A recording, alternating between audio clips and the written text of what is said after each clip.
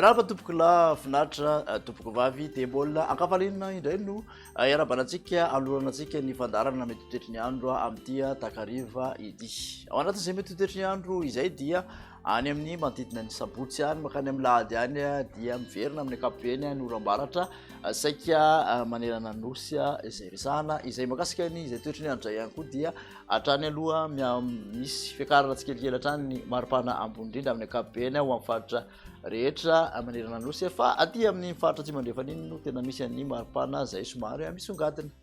Jerentsika amin'ny jipriny izay toetry ny andro izay hoandro rapitso maraina zao dia maina mifandimby ndraona sy masoandro manerana nosy aratoka misy tandrivon-drahona aty amin'ny botsiraky ny faritra vadivavy fitovinantsy Atsimasanana aty mandraondraona koa aty amin'ny ilany avaratra sanany nosy aty misy tandrivon-drahona aty amin'ny motsiraky Savasy Analanjirofo aty ny ankoatra izany ho maina. Tolakandro kosa indray ary dia misy tandrivon-drahona izay mety anankotroka ihany aty amin'ny ilany andrefany voatany iny sy aty amin'ny faritra Melaky ny faritra Menabe tapany avaratry ny faritra Atsimandrefana mety misy tandrivon-drahona miserana ihany koa ny alina aty amin'iny Analamanga sy aty amin'ny Mahazany Bejiboka ka aty amin'ny faritra Sofia iny misy oran-tandrivon-drahona ihany koa aty amin'ny Savasy Analanjirofo hatrany ankoatra izay kosa aloha dia mbola ifandimby rahona sy ny masoandro.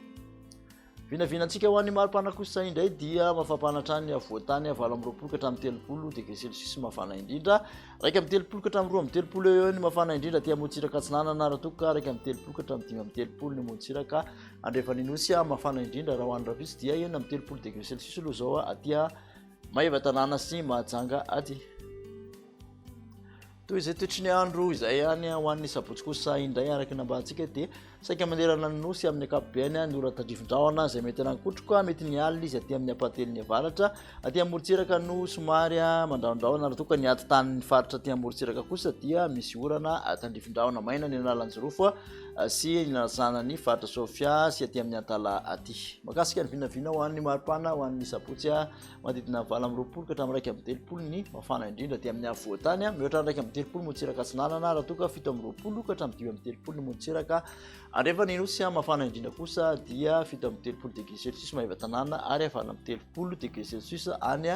Mahajanga any.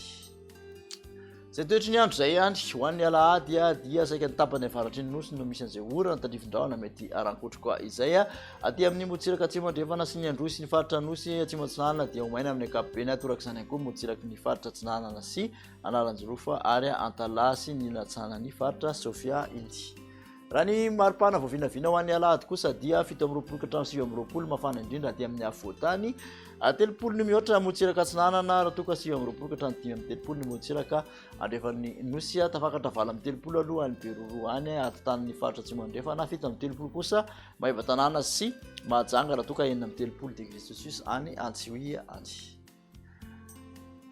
Makasitraka anao nanaraka izay hatramin'ny farany dia manasanao ary ho amin'ny manaraka indray veloma tompoko.